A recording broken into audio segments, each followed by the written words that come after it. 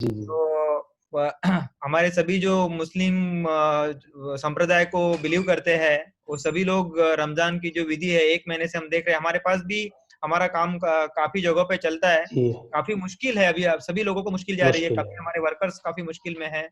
उसके बावजूद भी रमजान के रूल्स फॉलो कर रहे हैं, ईद का वेट कर रहे हैं। ऑफ कोर्स ये ईद थोड़ी सी मुश्किल जा रही है काफी लोगों के लिए, जी जी जी जी काफी लोगों के लिए, लेकिन उसके बावजूद तो अपना जो अ, बोला गया है अपने को उसके हिसाब से वो सब फॉलो भी कर रहे हैं। उसके बावजूद रोजा रख रहे हैं।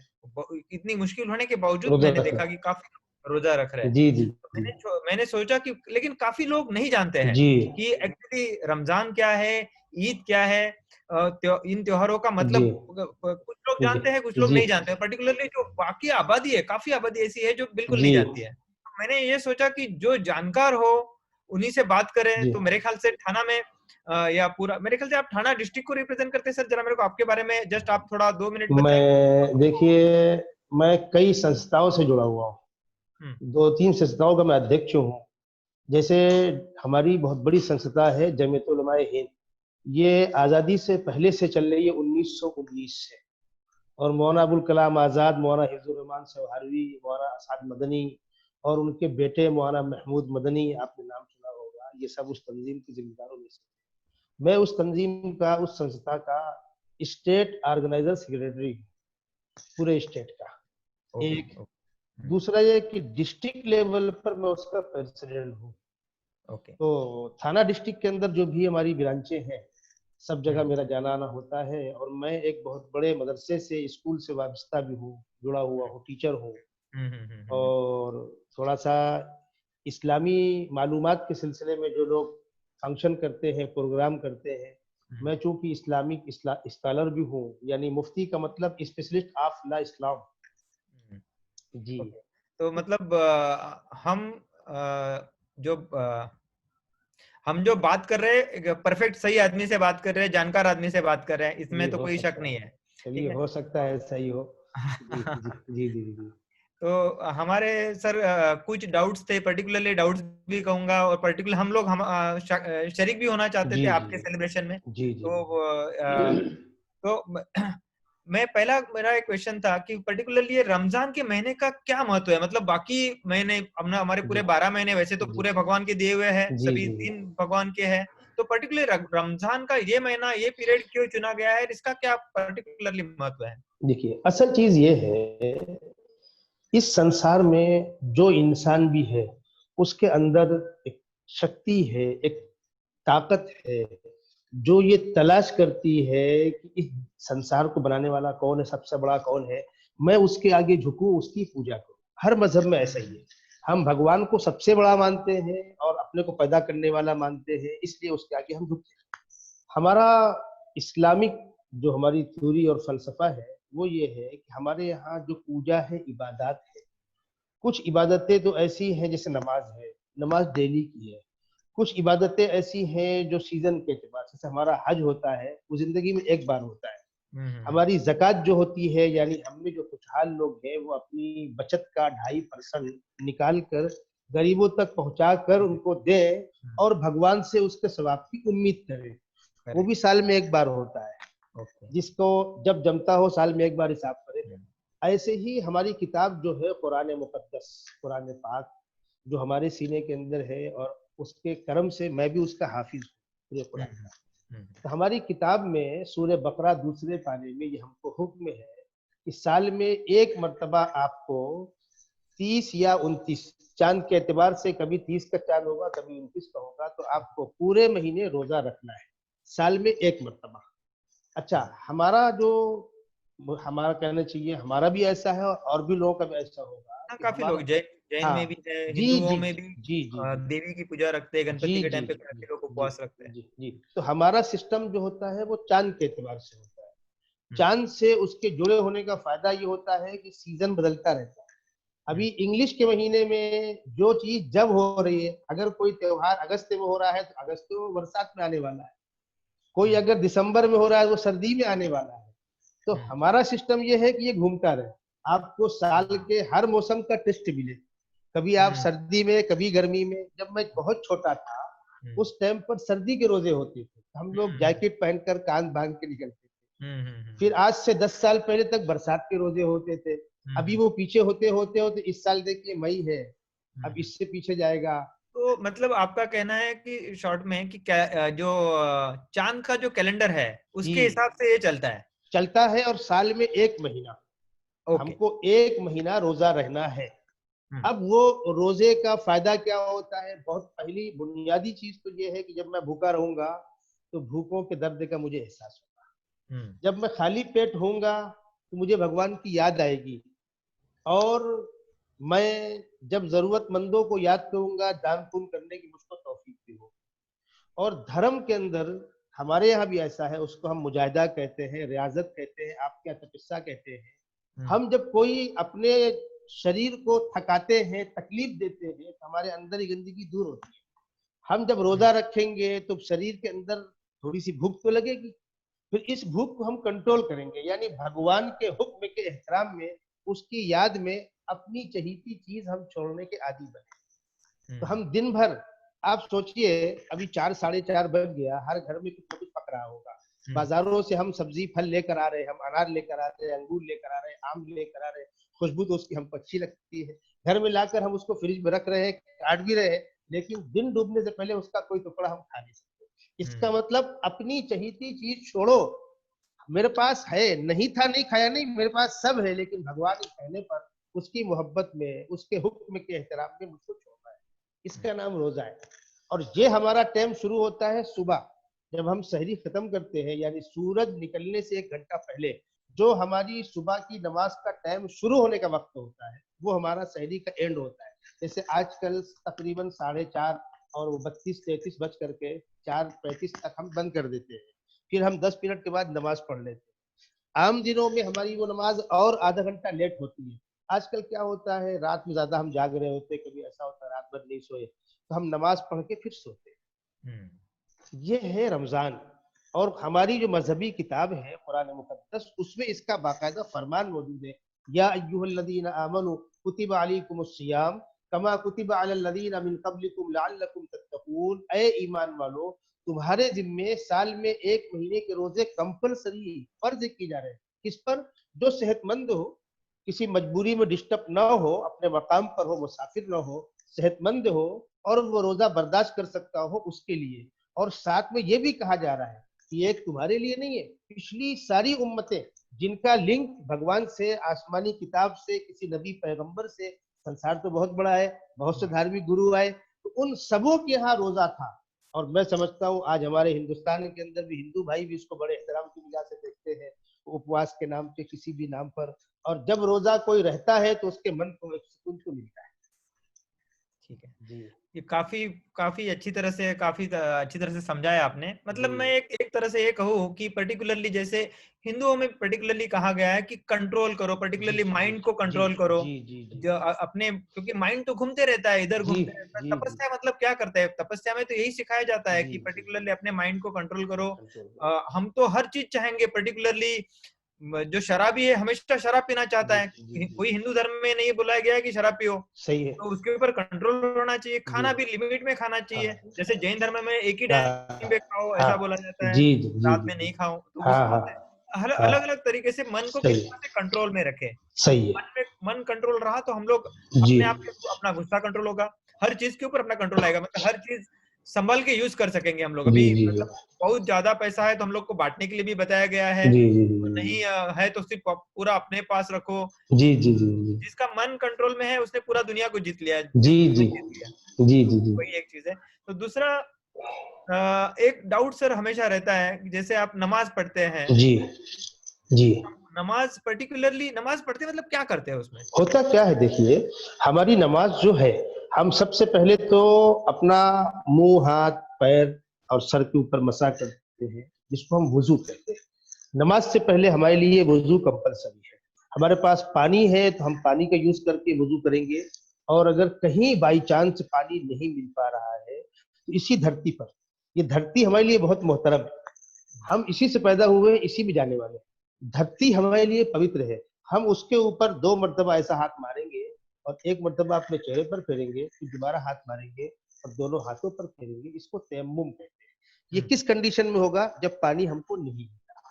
तो पूजा से पहले हमको ये छोटा स्नान कह लीजिए, हमारा वुजू कह लीजिए, आपके यहाँ हिंदू धर्म में भी छोटा स्नान है और बहुत से धर्म में ऐसा है। हम ये करने के पानी बाद को पवित्र माना जाता है। जी जी जी जी और हमारी पूरी दुनिया में वर्ल्ड लेवल पर मक्का देश जो है, वहां पर जो एक घर है खाने काबा, जिसका हम लोग तवाफ करते हैं, हज करते हैं, ऑलरेडी वो हमारी सारी मस्जिदों की सबसे मुख्य मस्जिद है वो। यानी वो गोया कि वहां से जैसे कोई कनेक्शन और कनेक्ट होता है, मकनातीस जिसको बोलते हैं, कोई चीज कशिश वाली होती है। तो ये दुनिया का सेंटर है, मक्का जो है दुनिया का सेंटर है। जमीन में खाने काबा है और आसमान पर एक दूसरा घर बना हुआ है, वहां फरिश्तों का पूजा घर है। हम उसकी तरफ मुंह करके हम नमाज पढ़ते, उस घर की तरफ मुंह करके, इसलिए कि भगवान ने उस घर को तमाम मस्जिदों की बुनियाद बनाया है। अब इंडिया में चूंकि इंडिया से वो मक्का देश जो है वो पश्चिम तरफ है, लेकिन हो सकता है कोई उसके पीछे भी होगा, जो वेस्ट में होगा वो इधर मुंह करेगा।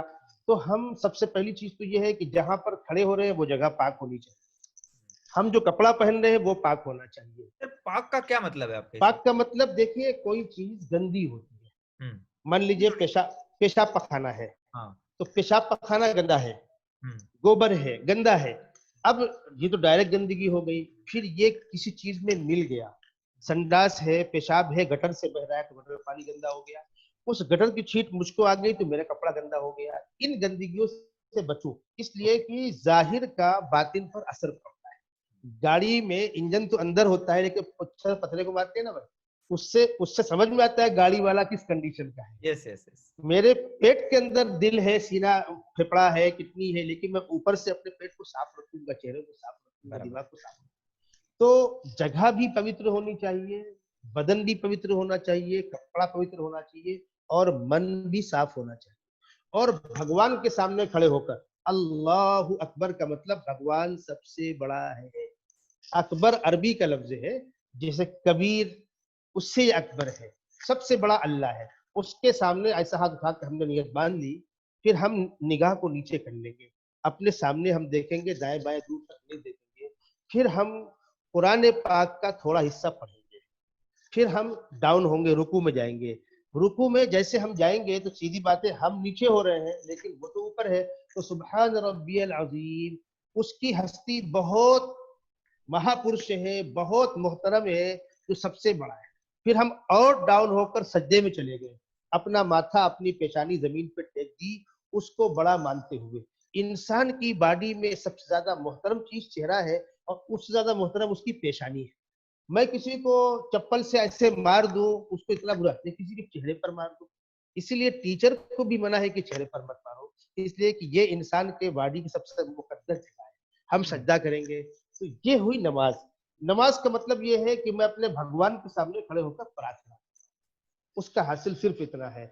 हम 5 टाइम नमाजें पढ़ते हैं, सुबह की नमाज 2 रकात है, जोहर की और असर की 4 रकात है, दिन डूब जाता है मगरिब की नमाज 3 रकात है, फिर 1.5-2 घंटे के बाद सोने से पहले नमाज जो पढ़ते हैं वो 4 रकात फर्ज है। उसके साथ कुछ आगे पीछे नमाजें लगा ली जाती है, सुन्नत और नफिल, लेकिन असल फर्ज नमाजें ये है नमाज। लेकिन सर मेरा क्वेश्चन एक ये था, ये तो मैं एक्चुअली मैं भी सऊदी में भी काफी टाइम रहा हूँ, पर्टिकुलर हमारा कारोबार की वजह से मैं काफी बार सऊदी में गया। लेकिन मेरा क्वेश्चन ये था कि नमाज करते हैं मतलब उस समय क्या प्रार्थना करते हैं भगवान से, झुकते किस तरह से करते हैं? ये तो आपने अच्छी तरह से बता दिया कि आपका मक्का की तरफ देख के पूरा पाक होके बाहर से और अंदर से भी पाक होने की कोशिश, ये पर्टिकुलरली रमजान का महीना तो अंदर से पाक होने का महीना है। तो ये होने के बाद अल्टीमेटली प्रार्थना करते क्या है? हम जब नमाज, कुछ ठीक लोगों है, को नहीं सुनिए, पता नहीं है। ये तो हो गया। हम जब कुरान का कुछ हिस्सा पढ़ते हैं, उसमें जो कुरान की एक सूरत है सूरह फातिहा, मैं आपको उसका तर्जुमा बतला देता हूँ। उसमें हम पढ़ते हैं अल्हम्दुलिल्लाहि रब्बिल आलमीन, सारी तारीफें उस अल्लाह के लिए जो सारे संसारों को पालने वाला है, रहमान रहीम, बड़ा बंदों से बहुत प्यार करता है, मोहब्बत करता है। और भगवान हम तेरी पूजा करते हैं, तुझको बड़ा मानते हैं, हमको अच्छे लोगों के रास्ते पर चलाना, हमको भटकने से बचाना। ये सूरह फातिहा कंपलसरी है हर नमाज में। उसके साथ साथ कुरान में जहां भी आपको आसान हो वहां से आप, ये तो हो गई फॉर्मेलिटी। उसके बाद हम जब सज्जे में जाकर बैठते हैं और सलाम फेरकर नमाज से बाहर आते हैं, उससे पहले हम सबसे पहले हमारे जो प्रॉफिट मोहम्मद सल्लल्लाहु अलैहि वसल्लम है, उनके ऊपर दुरूद भेजते हैं, अल्लाहुम्मा सल्ली अला मुहम्मद व अला आलि मुहम्मद, ऐ हमारे रब हमारे प्रॉफिट मोहम्मद साहब पर रहमतें उतार, इसलिए कि उन्होंने इंसानों के लिए, संसार के लिए बहुत कुछ किया। उन्होंने अपनी 63 साल की उम्र में इतना किया इंसानों के लिए कि हम उसका बदला अदा नहीं कर सकते। फिर लास्ट में हमको अपने लिए, अपने परिवार के लिए दुआ मांगने का मौका है। हम पढ़ते रब्बना आतिना फिद दुनिया हसना अल्लाहुम्मा फ़िरली वली वालिदैया। नमाज के अंदर बिजनेस की बातें नहीं की जाएंगी, नमाज के अंदर सियासत की बातें नहीं की जाएंगी, नमाज के अंदर पूजा के खिलाफ भगवान की शक्ति, भगवान की जो हस्ती है उसके शान शान जो चीज ना हो उसके खिलाफ कोई बात नहीं की जाएगी। ये है नमाज का प्रार्थना। बाकी उसके अंदर कोई भी ऐसी चीज जिससे किसी दूसरे इंसान को कोई दुख होता हो, ऐसी नमाज नहीं। तो पर्टिकुलरली मेरा क्वेश्चन ही इसीलिए था क्योंकि मतलब जो जो पर्टिकुलरली आप भगवान से दुआ करते हैं कि सबका अच्छा हो, सबका भला हो, पर्टिकुलरली बाकी प्रार्थना में भी सबका वैसा ही है, लेकिन कुछ लोग ऐसे मैसेजेस फैलाते हैं जिसमें लिखा रहता है कि नमाज पढ़ते हैं तो ये लोग दूसरों के लिए बुरा सोचते हैं, अपना नहीं, अच्छा हो, ऐसा तो ऐसे ऐसे मैसेजेस हम लोग बल्कि मैं देखते तो हैं अपने WhatsApp में। दोस्तों से कहा कर, मैं आपसे भी कह रहा हूँ, अपने तमाम दोस्तों से कहता हूँ कि हम्म। आप मेरे साथ आइए कभी मेरी मस्जिद में, मेरे बगल में आप जी, करोगे मुझे नमाज। पता है एक्चुअली, इसलिए तो मैं आपसे बात कर रहा हूँ, मैंने मुझे देखा खुशी है, हुआ है, मैंने मुझे पूछा है। जी जी जी, हाँ। मैं तो चाहता हूँ, मैं तो चाहता हूँ। और हम जब कहीं जाते हैं सफर में, प्रदेश में, तो हमको नमाज टाइम आ जाता है, हम प्लेटफार्म में बैठे हुए हैं, तो हम जब वजू करके लौट के आते हैं तो हमारे साथ में नमाज का कपड़ा होता है, लेकिन हम ये देखते हैं किसी निकलने वाले को डिस्टर्ब तो नहीं होना चाहिए। हम कोई पिलर देखते हैं, दादर की जगह देखते हैं, वहां कोई बैठा है, उसको बोलते हैं भाई प्लीज हम 2-5 मिनट पूजा करना चाहते हैं। अगर वो मोहब्बत से बोलता है हाँ आप कर ले, तो फिर हम बोलते हैं हम पूजा करेंगे, आपको दुआ देंगे, हम आपकी दुआ करेंगे। हम किसी को डिस्टर्ब करके किसी का रास्ता रोक कर नमाज नहीं पढ़ेंगे, ना प्लेटफार्म पे, ना एयरपोर्ट पर, ना ट्रेन के अंदर, बिल्कुल नहीं, मना है। आप 10 मिनट रुक जाइए, आप 10 मिनट रुक जाइए, और अगर मौका नहीं तो उसको थोड़ा आगे पीछे कर लीजिए। हम ट्रेन में नमाज पढ़ते हैं तो अक्सर तो हमारा एसी में जाना होता है, इसलिए कि मैं लिखता पढ़ता रहता हूँ, थोड़ा कुछ सेफ्टी रहती है, तो एसी में तो भीड़ तो होती नहीं है। अगर हमारी सीट और हमारी सीट के नीचे जगह जो है साफ है, और वो उसी रुख पर है, उसी इंगल पर है जो इंगल हमारा खाने काबा है। अच्छा, होता ऐसा है, जैसे आप देखेंगे ना वो जो इसका मैप होता है, उसमें 20 पॉइंट तक थोड़ा डाउन हो सकते हैं सफर में, एकदम राइट नहीं है उधर को, थोड़ा राइट लेफ्ट हम हो सकते हैं। अगर ऐसा भी नहीं होता तो फिर हम निकल जाते हैं गैलरी में, और वहां जाकर हम जिस टाइम पर गाड़ी खड़ी थी, अभी छूटी है, उस टाइम नहीं पहुंचते। क्यों? कोई सवारी सवार हो रहा होगा, गाड़ी स्लो हो रही, किसी को उतरना होगा। बिल्कुल नहीं। इस नमाज से किसी को तकलीफ देकर नमाज पढ़ोगे कबूल नहीं होगी, भगवान कबूल नहीं करेगा। ना ना ना, बिल्कुल नहीं। ये आपने सर बहुत बढ़िया चीज बताई, पर्टिकुलरली मतलब आपने बोला कि नमाज पढ़ो लेकिन उससे किसी को भी तकलीफ नहीं होनी चाहिए। बिल्कुल जब नहीं, आपको बिल्कुल नमाज नहीं, बिल्कुल भले ही नहीं। 5 बार ना पढ़ो, 3 बार पढ़ो, लेकिन जब भी जी आपका काम हो पहले वो करो, बाकी जब सबका चल रहा है, जी। उस जगह पे किसी को नुकसान पहुंचता हो, हाँ कोई उसके लिए डिस्टर्ब होता हो, जी तो जी उस समय उधर नहीं पढ़ना जी। चाहिए, नहीं, अपने आप को एडजस्ट करें हम। एडजस्ट करके हमारा पढ़ना। हमारा पर्सनल कोई नुकसान हो हम बर्दाश्त करेंगे। हाँ जैसे बराबर, लेकिन जैसे दूसरों को अभी नहीं हो। अभी अभी रमजान है, तो हम अगर हमारा लॉकडाउन न भी होता तो हम हम्म, दोपहर विजिट नहीं करते, हम बराबर। ज्यादा बाहर नहीं निकलते, कि रोजा है, ये हम्म, पर्सनल हो गया। हम्म, किसी भी धर्म में हम जब पूजा करेंगे तो उस टाइम में तो हम धंधा नहीं करेंगे ना, विजिट हम्म, नहीं करेंगे ना। तो हम्म। वो अपने अपनी जात से तो किस्सा हम करेंगे, मुजाहिदा करेंगे, लेकिन दूसरे किसी को तकलीफ देकर। सर मुझे और एक, ये आपने बहुत अच्छी तरह से बताया, और काफी क्लैरिटी होगी बाकी लोगों को जी भी उससे। जी पर्टिकुलर एक था कि ईद उल फित्र, जी ये जो पर्टिकुलर ईद उल जी फित्र, ये जो वर्ड है, इसका जी। मीनिंग क्या है एग्जैक्टली? देखिए, फित्र, हम्म, फित्र के माना है खाना, हम्म, उसी से फतूर भी है, उसी से इफ्तार भी है। हम्म, हम रोजा छोड़ते हैं, इफ्तार है वो। और ईद अरबी का लफ्ज है, ईद के माने है खुशी है। ओके। जी। तो ईद उल फित्र, फित्र की खुशी, यानी हम रमजान में हमने 1 महीना खाना सामने रहकर छोड़ा, किसके लिए? भगवान के कहने पर। अब भगवान ने हमसे कहा कि अब तुम खा सकते हो। इसीलिए जब चांद निकल आता है, तो हम रात में सर खाते ही है, रात में तो हम रमजान भी खा रहे थे, लेकिन दूसरा दिन जो आता है चांद निकलने का सेकंड डे, तो सुबह उठने के बाद सबसे पहला काम जो हमको करना है, कुछ खाना है, हम्म, कोई मीठी चीज खानी है, और हमको पानी पीना है। यानी हम नमाज पढ़ने जब जाएंगे मस्जिद में, ईदगाह में, तो कुछ खा कर जाएंगे, और गरीबों को खिला कर जाएंगे। खाओ और खिलाओ। इसीलिए हमारे यहाँ ईद की नमाज में जाने से पहले हमको गरीबों को दान करना कंपलसरी है, उस पर बात आगे आएगी। तो ईद उल फित्र के माना है खाने के दिन की खुशी, ये उसका इस्लामी नाम हो गया। फिर सिस्टम तो आपके सामने ही है। ईद में हम लोग मीठी चीजें हैं, सिवैया है, शीर खुरमा है, मीठा दूध है, वगैरह वगैरह इस्तेमाल। तो एक तो ये चीज समझ सकते हैं हम लोग रमजान के बारे में, पर्टिकुलरली रमजान ये महीना पर्टिकुलरली पूरे साल में किस तरह से रहना है आदमी को ये सिखाता है। ये पर्टिकुलरली एक हमको महीना कंट्रोल आपको कंट्रोल पूरा साल में, कंट्रोल ये सिखाता पूरा साल में तो इस तरह से तो नहीं रख सकते कंट्रोल, इसलिए है। ये हाँ, एक सिखाया जी जाता है। एक जी महीना आपको जी मन को कंट्रोल किया, जी और जी वैसा ही आपको रहना है आपकी पूरी जी जिंदगी भर। जी किसी को जी जी दर्द नहीं देना है, किसी को नहीं दुख नहीं नहीं देना है, जी जबान से नहीं देना है, अंदर से मन से भी नहीं जी देना है। जी जी बल्कि बराबर है बतलाऊं बतलाऊं मैं आपको, रोजे की हालत में अगर मैं किसी की बहू बेटी पर गलत निगाह डाल रहा हूँ, रोजा मेरा गया। हम्म, मैं जुबान से झूठ बोल रहा हूँ, रोजा मेरा गया, मैं भूखा रहूंगा। हाँ हमारे प्रोफेट मोहम्मद सल्लल्लाहु अलैहि वसल्लम फरमाते हैं कि तुम भूखे रहे, तुमने कहा मैं रोजे से हूँ, लेकिन भगवान के रजिस्टर में आपका नाम कट गया, इसलिए कि रोजा उसी वक्त होगा जब आपका मन भी साफ हो, निगाह भी पाक हो, जुबान भी पाक हो। यानी सिर्फ भूखा रखाना मकसद नहीं, इस रोजे से तुम्हारे अंदर की तमाम गंदगियां दूर हो जाए। अगर दूर हुई तो भगवान ने कबूल किया, और नहीं दूर हुई तो एक फॉर्मेलिटी पूरी किया। और मतलब आपने एक क्लियरिटी कर दिया कि ये हमेशा के लिए आदमी को होना चाहिए। ऐसा नहीं कि रमजान के वक्त आदमी को सब रूल के हिसाब से रहना चाहिए, तभी सब अपना निगाह पाक होना चाहिए, जी सब जी होना चाहिए, और जी बाकी समय अपना जो चाहिए वो करे, नहीं, ऐसा ऐसा नहीं। नहीं, ऐसा जैसे नहीं। जो सभी जी सभी धर्म में कुछ लोग होते हैं, जी जी जैसे जी मंदिर के जाने जाते हैं तभी हाँ वो सब फॉलो करेंगे, बाहर हाँ जाके भूल जाते हैं सब कुछ। वैसा ही लेकिन इसका मतलब ये है रमजान में जो फॉलो करते हैं पूरी जिंदगी भर अपने को फॉलो जी करना चाहिए, जी जी और जी हर साल एक बार उसका प्रैक्टिस जी होता है। जी जी जी ठीक है। दूसरा ये आपने काफी चीजें मेरे बाकी के क्वेश्चंस भी आपने आंसर किए, जो रमजान के दौरान रोजा क्यों रखते वगैरह। मेरा एक क्वेश्चन था कि रोजा करते समय किन चीजों से परहेज रखना चाहिए, मेरे ख्याल से इसका जवाब आपने दे दिया ऑलरेडी। देखिए, मैं और क्लियर कर दूं, रोजा हमारा जो होता है वो दिन दिन का होता है। सुबह से लेकर आजकल हमारा 4:30 बजे से 7 बजकर कुछ मिनट तक, जब हमारा 5 बजे शुरू हो रहा था, शुरू की तारीखों में 5 बजे शुरू हो रहा था, तो वो 14 घंटा हो गया। अभी 14.5 घंटा हो गया। इस 14.5 घंटे में हमको हलक के रास्ते से, मुंह के रास्ते से कोई भी चीज खाने के अंदर नहीं लेना, खाने पीने की कोई भी चीज हो। और ये चूंकि बात आई तो बतला रहा हूँ, हमारे पास दो ही सिस्टम है पेट के अंदर जाने का, एक ऊपर से एक नीचे से। तो नीचे से भी मान लीजिए कोई मरीज है, बीमार है, ऐसी कोई तकलीफ है, तो पेशाब पखाने के रास्ते से भी पेट के अंदर कोई चीज रिवर्स नहीं जाना चाहिए, और मुंह के रास्ते से भी कोई चीज पेट के अंदर नहीं जाना चाहिए। ये तो हुआ खाने पीने का।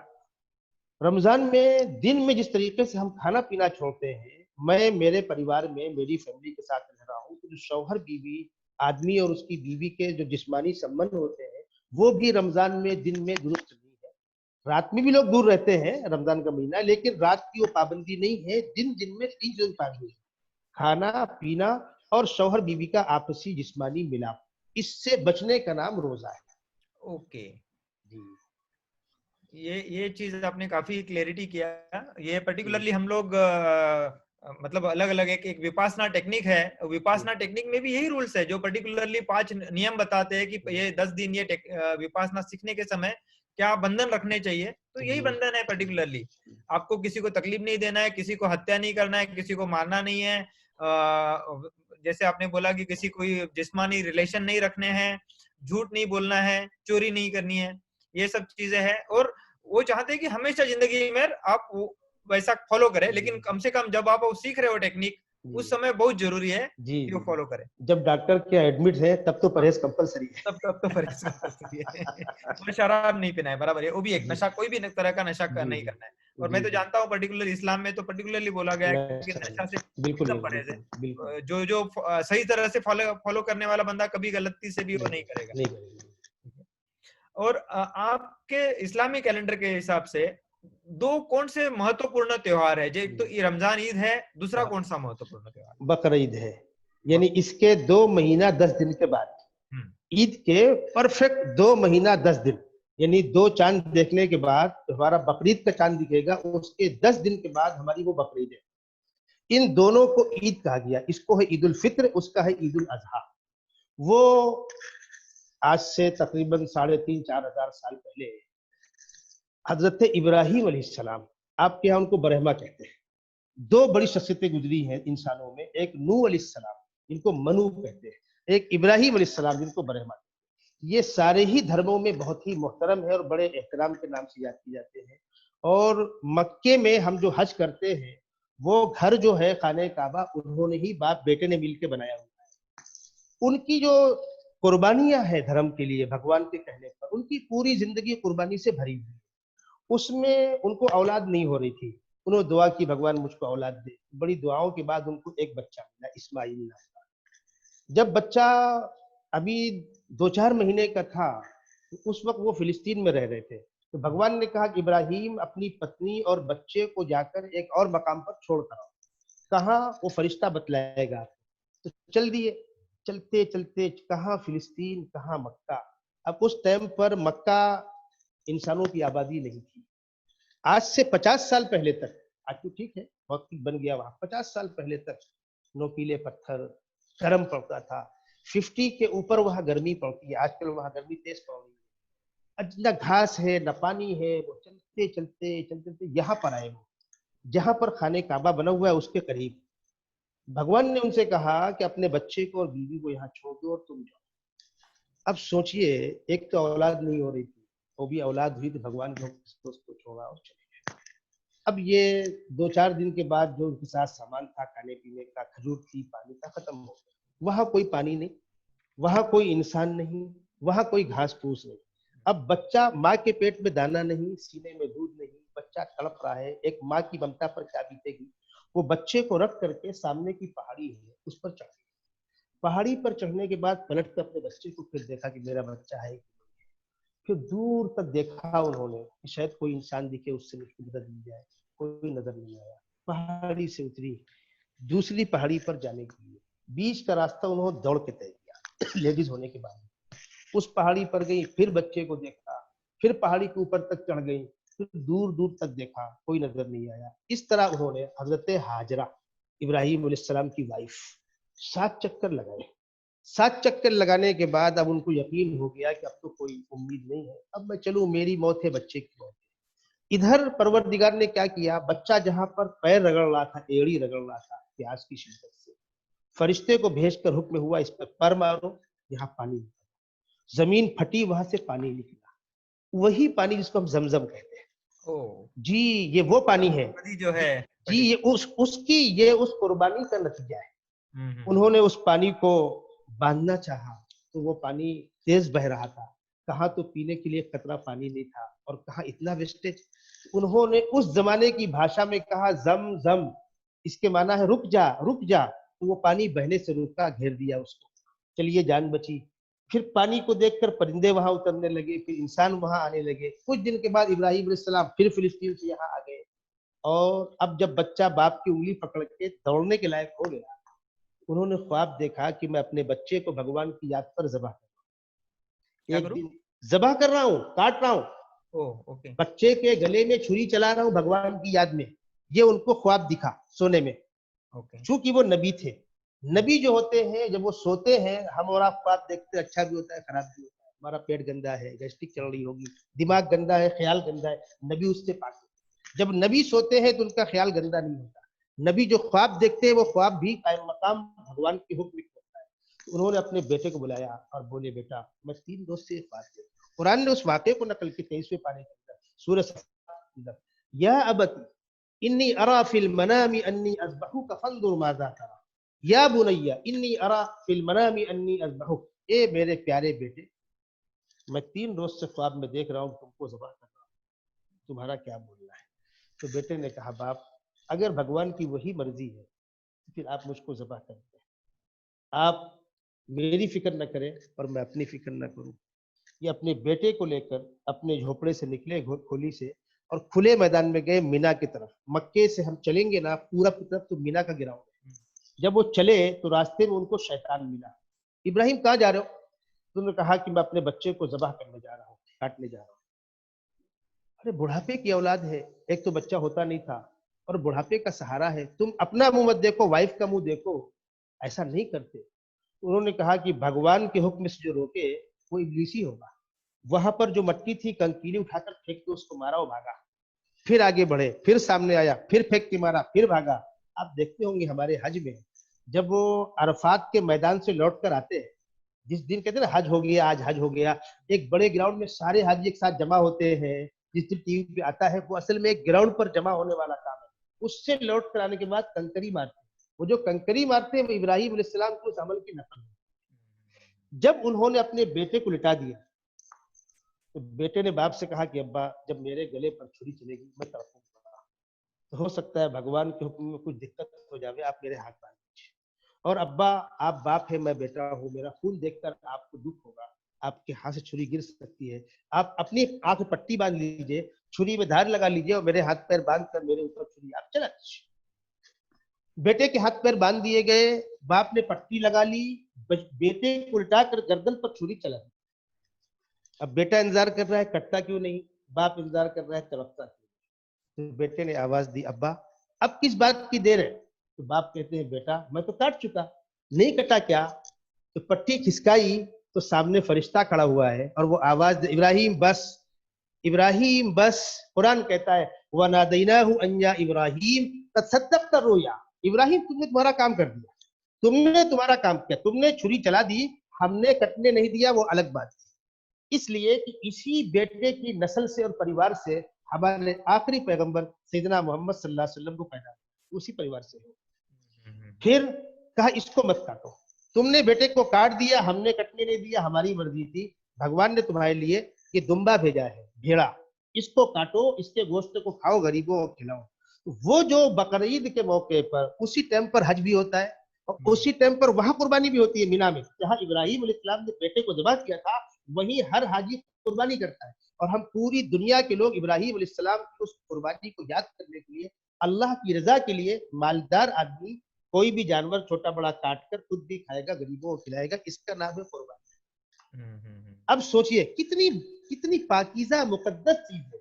और कुरान ने साफ कह दिया कि मकसद खून बहाना नहीं है, मकसद गोश्त खिलाना नहीं है। लन यनालल्लाह लुहूमुहा वला दिमाउहा वलाकिन यनालुहु तक़वा मिनकुम। हम तुम्हारे दिल की कैफियत देखना चाह रहे हैं कि इब्राहिम ने तो अपने बेटे पर छुरी चला दी थी, तुम अपना 10-20 हजार रुपए खर्चा करके एक जानवर हमारी याद में कुर्बान कर सकते हो कि नहीं।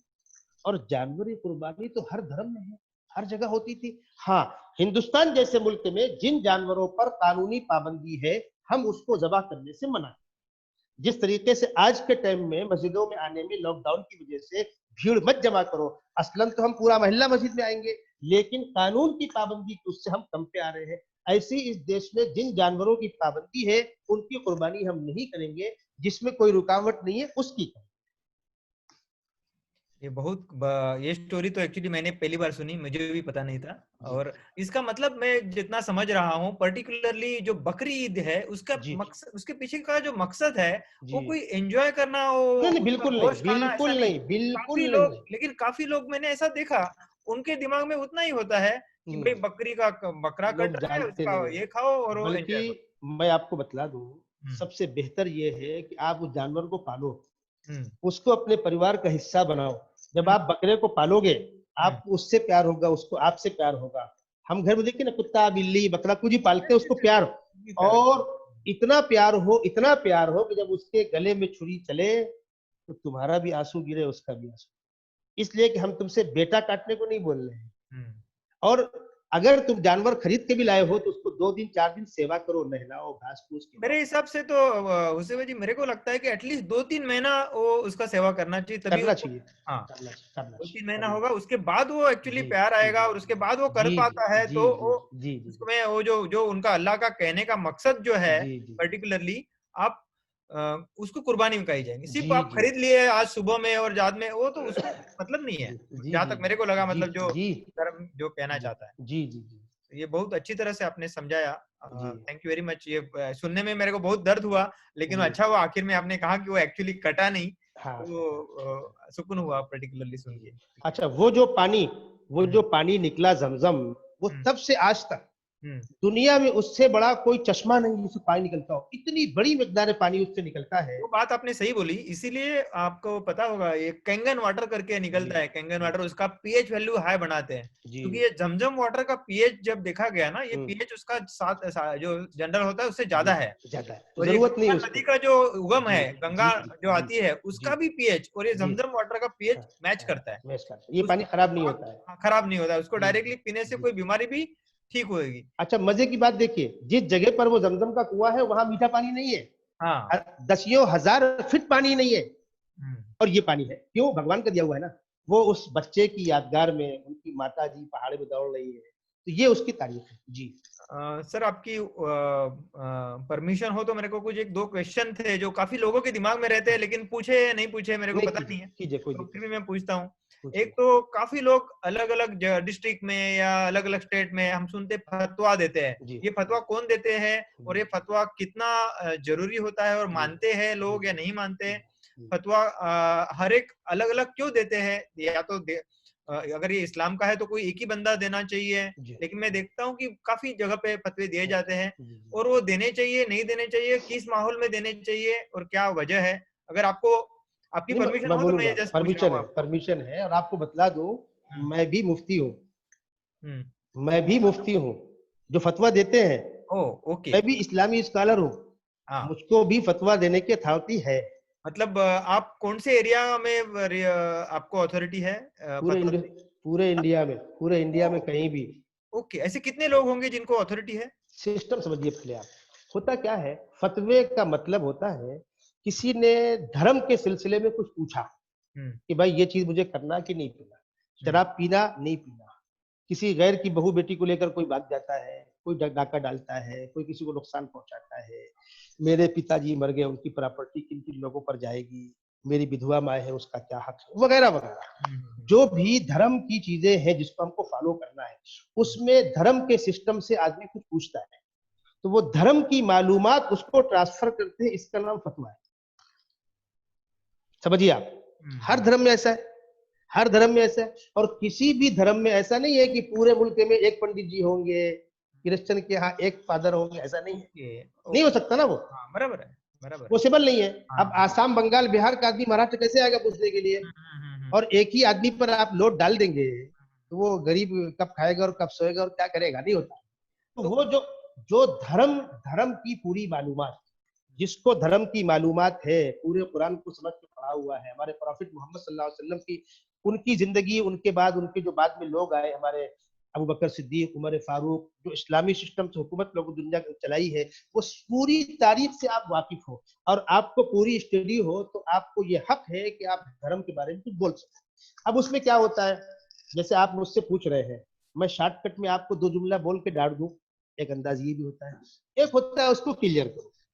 तो जो हमारे यहाँ समझदार लोग हैं वो क्वेश्चन के सामने पूरी बात क्लियर करते हैं, क्लियर करने से अच्छा होता है, अदरवाइज बाकी लोगों को क्या लगता है कि ये सब चीज कुछ तो उसमें गलत होगा या कुछ तो ये होगा, तो आपने तो काफी अच्छी तरह से क्लियरिटी किया, thank you very much for that. तो ये है फतवा, ये है फतवा, और मैं आपके माध्यम, आपके तवस्सुस से सब लोगों से कह रहा हूँ, किसी को धर्म के बारे में कुछ पूछना है, मैं उसके लिए तैयार हूँ। ऑनलाइन आपको बात करनी, मैं तैयार हूँ उसके लिए, मुझसे फोन पर बात करनी है, लिखित भेजकर मालूम करना है, हम प्यार और मोहब्बत से वो समझाएंगे।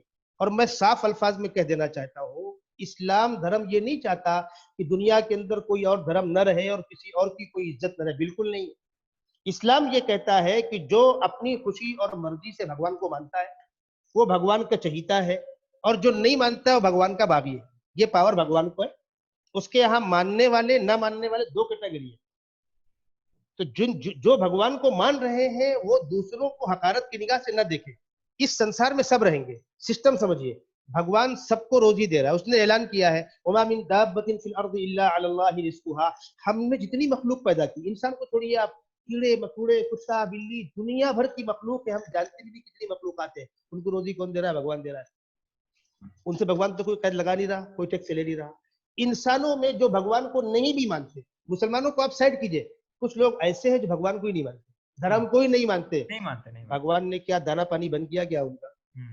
अभी रात में चांद की रोशनी होगी तो क्या बांट के आसमान से पानी बरसता क्या बटता है? नहीं।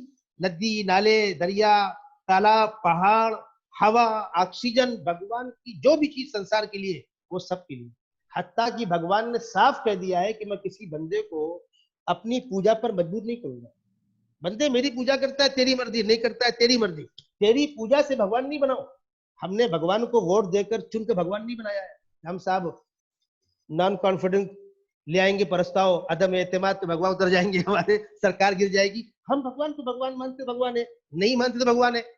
तो जो मुसलमान है या किसी भी धर्म को मानने वाला है, उसको दूसरे को गिरी निगाह से, हकारत से नहीं देखना चाहिए। हो सकता है आइंदा कल का दिन वो भगवान से करीब हो जाए, अब मजबूर हो जाओ, कुछ ठेका तो है नहीं। मतलब थोड़े में मैं ये समझ रहा हूँ कि पर्टिकुलरली सिर्फ इस्लाम या अल्लाह अकबर कहने से तो इस्लाम नहीं बनता है, नहीं वो तो नहीं पर्टिकुलरली फॉलो करते हैं रूल, पर्टिकुलरली जैसे बाकी धर्म में भी, हमारे धर्म में भी, जैसे मैं हिंदू धर्म को फॉलो करता हूँ, जी, उसमें भी वही लिखा है कि अगर आप गलत काम करेंगे तो फिर अल्लाह, या जैसे मतलब आपके नहीं, हम लोग मतलब भगवान कहते हैं, भगवान माफ नहीं करेगा आपको। नहीं आप करेगा, तो धर्म किसको बिल्कुल। बोला जाता है? जो एक्चुअली रुत का नियम है, निसर्ग बस का नियम है। बस बस बस। मतलब जो अपने पिताजी है, बुजुर्ग है, उनका रिस्पेक्ट करना चाहिए, जी हर धर्म का नियम होगा। जी जी शराब जी नहीं पीनी चाहिए, हर धर्म का नियम है। जी अगर जी। कोई बोलता है मैं कट्टर मुस्लिम हूँ और वो शराब पीता है, और कोई मतलब ही नहीं एकदम है। जो किसी की हत्या कर देता है, जैसे कि हम लोग ने देखा बॉम्बे में एक बार हमला हुआ था, कुछ 5 आदमी आए थे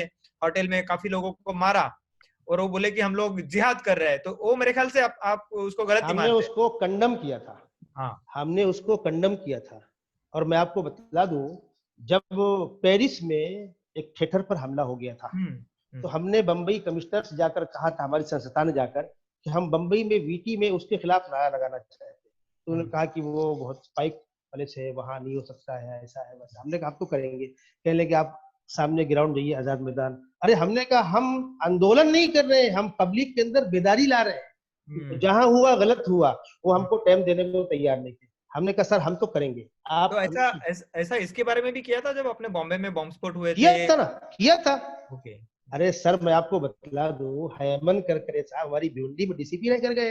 हाँ, ओके ओके ओके, हेमंत मैं कर। तो उनकी श्रद्धांजलि के थाने तक गया था। हम्म। और जब भी साल पूरा होता है, उनकी श्रद्धांजलि होती है, हम लोग जाकर शिरकत करते हैं, अखबारी बयान जारी करते हैं। विजय सालिस्कर, अशोक कामटे, हेमंत करकरे जी, हमारे देश के 3 अच्छे हीरे चले गए। जिस नालायक ने भी किया होगा, मैं तो उसी वक्त बोला था, मेरा अखबारी बयान भी था, कि मत चलाओ केस, वीटी पे खड़ा करके 10-10 फायर मारे, खत्म करो उनको। इसलिए कि यहाँ ये बहस ही नहीं है कि मतलब उनके ऊपर केस चला के हमको छोड़ना है, क्या करना है। अगर मुजरिम मिल जाता है तो उसको मारे, खत्म करो, और पब्लिक के सामने उस टांगो फांसी पर। तो सारी बातें हमने उसको कभी उसकी सपोर्ट नहीं। उज़ैफा और जी, आपसे बात करके मुझे काफी अच्छा लगा। एक क्वेश्चन मेरे को एक्चुअली आपसे पूछा नहीं मैंने, पूछूं या नहीं पूछूं, लेकिन फिर भी मेरे दिमाग में था, तो मेरे को लग रहा है कि जस्ट पूछ लेता हूँ, जी क्योंकि यहाँ पर जैसे कि अभी बहुत लोगों को एक है कि इस्लामिक स्कूल और हम्म नॉन इस्लामिक स्कूल, हम्म दोनों तरह के स्कूल होते हैं। बहुत जगह पे बोलते हैं कि मदरसे मतलब इस्लामिक स्कूल है, हम्म और बाकी जो स्कूल है जैसे कॉन्वेंट मीडियम है या गवर्नमेंट के स्कूल है। तो मेरे मेरे ये मेरा एक मेरे को हमेशा दिमाग में रहा कि ऐसा है, मतलब मदरसे में जो पढ़ते हैं, क्या उनको भी ये सब सिलेबस, मतलब पर्टिकुलरली ये हिस्ट्री, मैथमेटिक्स, केमिस्ट्री, साइंस, ये भी पढ़ाया जाता है? मतलब वो इस्लामिक स्कूल जो मदरसा होता है, वो पढ़ने के बावजूद आगे में आके पर्टिकुलरली कंपटीशन कर सकेगा, इन लोगों से कॉम्पीट कर पाएगा जो बाकी लोग बाकी स्कूल से पढ़ के आए हैं? इंग्लिश मीडियम से कोई पढ़ते आया होगा, फातिमा स्कूल से हो या दूसरा कोई भी स्कूल हो, जैसे फॉरेन के कोई स्कूल से पढ़ के आया हो।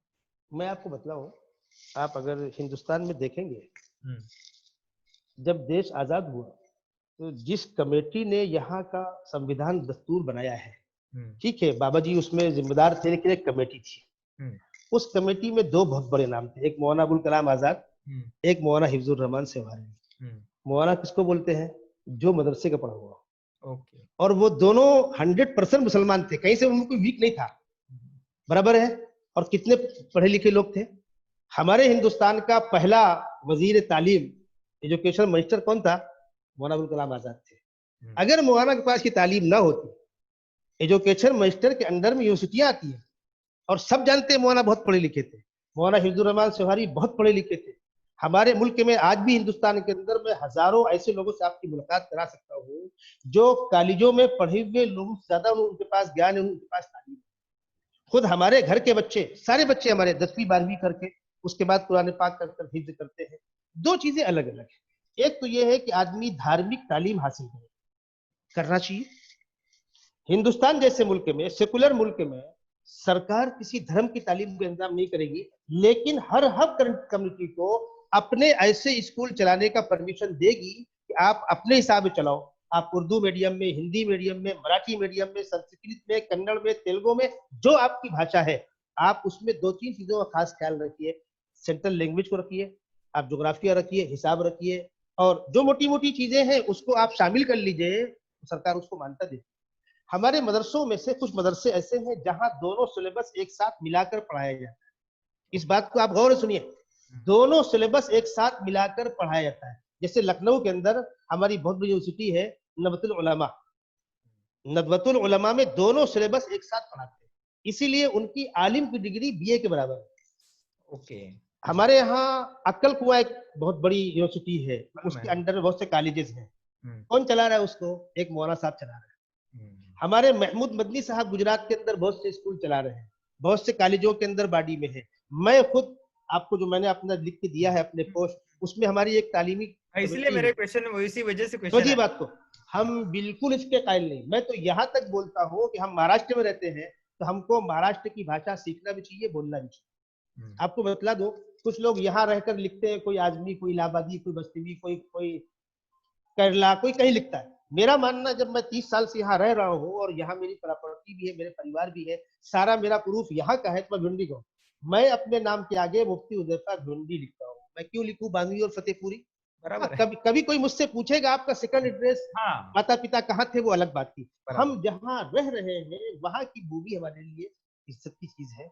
और ये जो आपने पूछा ना कि इस्लामी स्कूल होता क्या है, आज से 30-40 साल पहले ऐसा हो रहा था कि जहां मदरसे थे वहां पर सिलेबस नहीं ले रहे थे, सरकारी सिलेबस को ज्वाइन नहीं कर रहे थे, और सरकारी स्कूलों में ये नहीं था।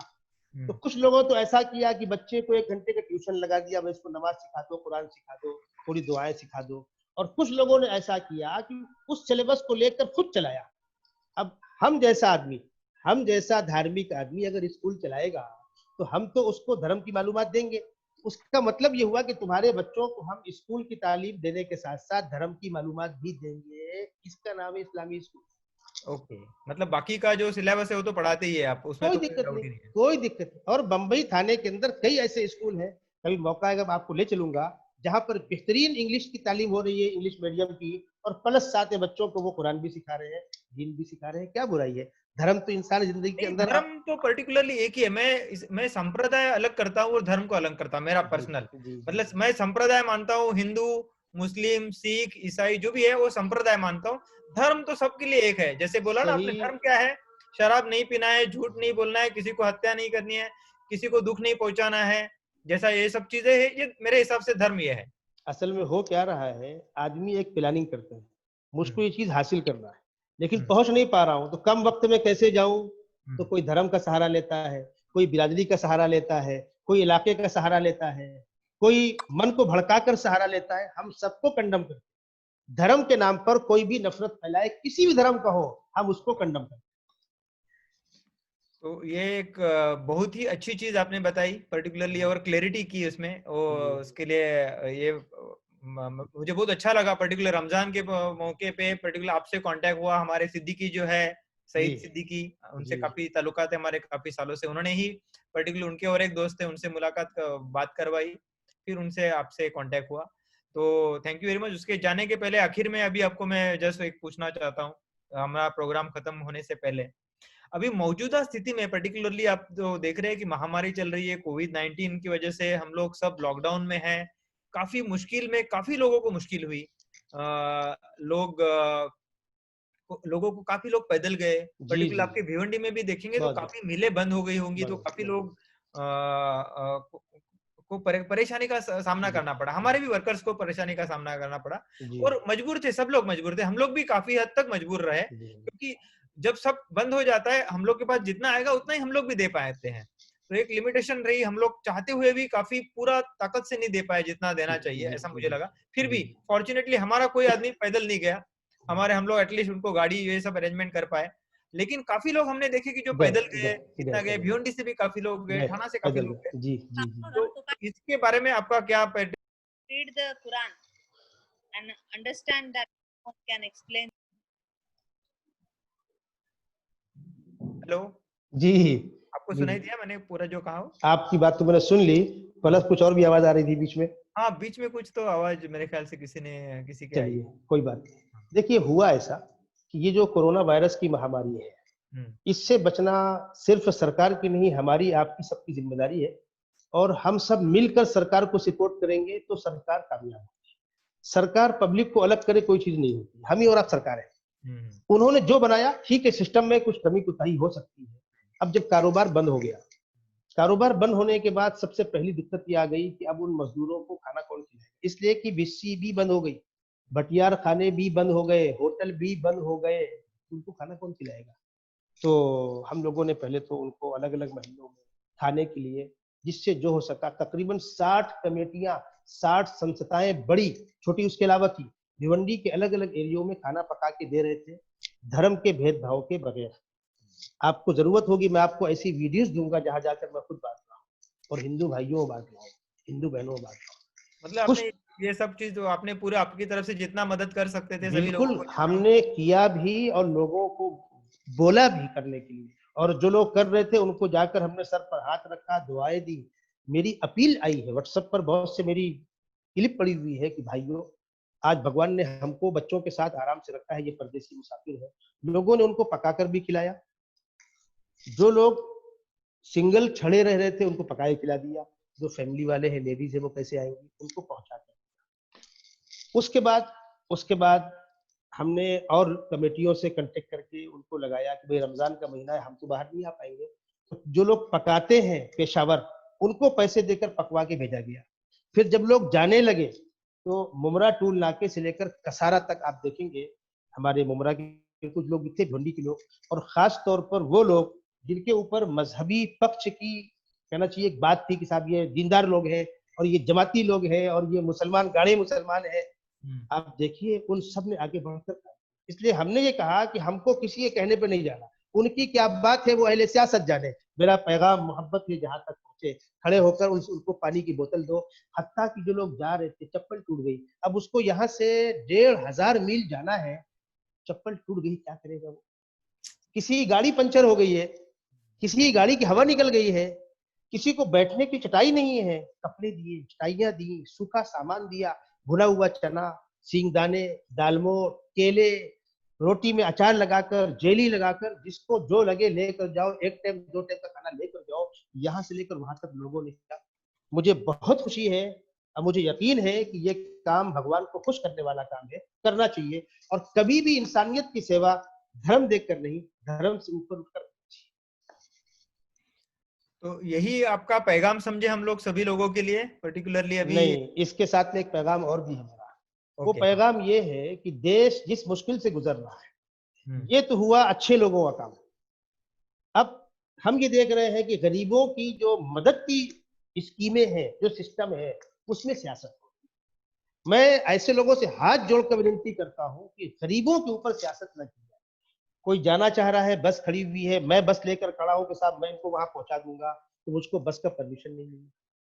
मैं चाह रहा हूं कि मेरे 1000 लोग चले जावे, ट्रेन में उनको जाने का मौका नहीं मिल रहा।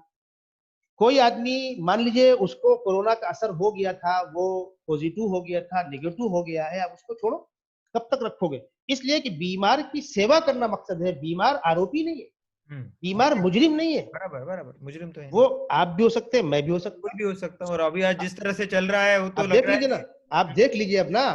अब गरीब चिल्ला रहा है ना कि हमको जरूर खूब काट रहे हो, भाई डॉक्टर भी उसमें फंस सकता है, पुलिस भी आ सकती है उसमें, एंकर भी आ सकते हैं, न्यूज वाले भी आ सकते हैं, कोई भी हो सकता है। बीमारी किसी का धर्म देखकर नहीं आती। तो मैं मुल्की पैमाने पर यह अपील करूंगा कि अभी भी सवेरा है, दिल तोड़कर देश नहीं चलेगा, दिल जोड़कर देश चलेगा। और हमारा मुल्क हिंदुस्तान दुनिया के नक्शे में सबसे खूबसूरत, सबसे प्यारा मुल्क है, अगर इसको ढंग से चलाया जाए।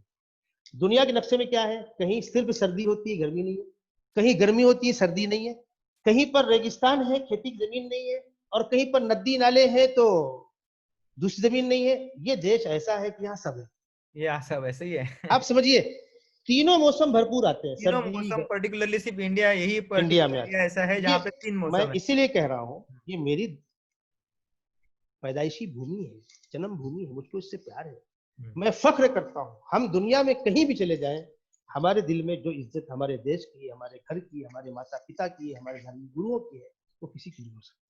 अभी भी सवेरा है। अभी ऐसा हो गया कि इस बंदी की वजह से देश, उसकी जो है यानी कारोबारी कंडीशन या उसकी अर्थव्यवस्था बहुत गिर चुकी है। अब हमको लुटे पिटे देश को दोबारा संभालना है। हमको कोशिश ये करना चाहिए कि गरीबों को कैसे हम जोड़ें, बिजनेस शुरू हो तो जल्द अज जल्द हम कैसे आगे बढ़े, और गरीबों के नाम पर जो स्कीमें पास होती है उसका पैसा गरीबों तक पहुंचे। ऐसा न हो कि झोपड़ी कतरे शबनम को तरस जाती है, जो भी घटा उठती है महलों बरस जाती है। उन आपके भी परिवार होंगे, मैं उन लोगों से कह रहा हूँ जो गरीबों का पैसा यूज करके मिस यूज कर देते हैं। आप भी उनकी हाय मत लीजिए, गरीबों को सपोर्ट किया जाए। हमारा महाराष्ट्र हिंदुस्तान का दिल है, बंबई राजधानी है बिजनेस की, इसको दोबारा आबाद किया जाए और जल्द अज जल्द देश को लाकर वहीं खड़ा किया जाए जहां हम फख्र के साथ कहते थे सारे जहां से अच्छा हिंदुस्तान हमारा। ये मेरा पैगाम है देशवासियों के लिए भी और पूरी दुनिया के लोगों के लिए, कि कोई भी भला काम धर्म की बुनियाद पर न उसको रोका जाए, न धर्म की बुनियाद पर उसको किया जाए। धर्म से ऊपर उठकर इंसानियत के बेस पर भलाई करो, तो सबको खुशी होगी, मुझे भी खुशी है। सर काफी अच्छी तरह से बताया आपने।